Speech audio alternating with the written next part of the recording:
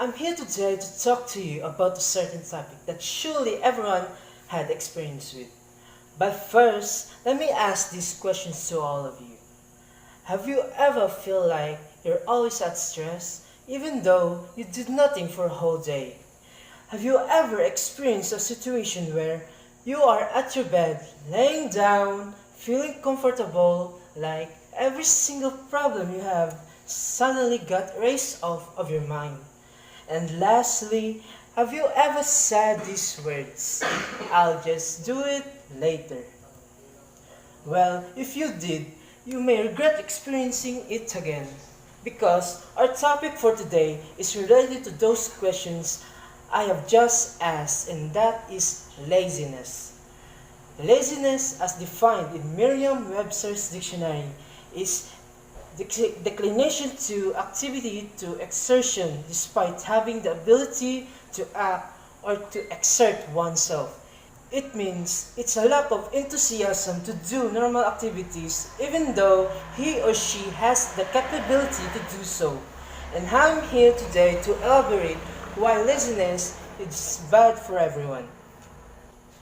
Firstly, laziness could give a huge impact to a person's personality because study shows that when a person starts doing less things than he or she normally do, they will slowly get tired easily and eventually get to the point that they will start doing less and lesser activity, ending up being lazy. Remember, greatness starts from persons with a high motivation. Laziness could also be a great hindrance to a student's academics because some students think they have the self-belief to do last-minute single reading and get through the subject, but still the outcome shows that they still get failed grades. It shows that laziness of reading and doing schoolwork leads to nothing but getting failed on a subject. There's this one person that I know where he's an outstanding student from a prestigious school, but suddenly he started slacking off and started doing activities such as playing computer games, watching televisions for a whole day, and started to rely on others rather than himself.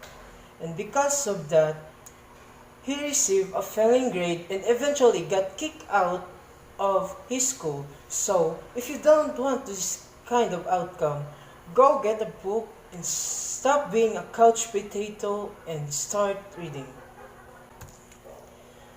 And lastly, laziness could lessen one's health that could possibly lead to death itself.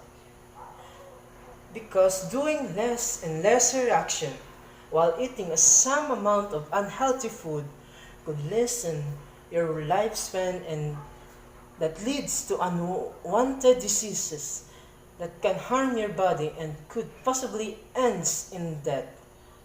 A friend of mine once experienced a life-threatening disease where he could possibly die within a few days. But eventually, after so many surgeries, medications, he got through his disease and started working. He said that the cause of his disease is from doing less movements of his body and eating a lot of preservative product.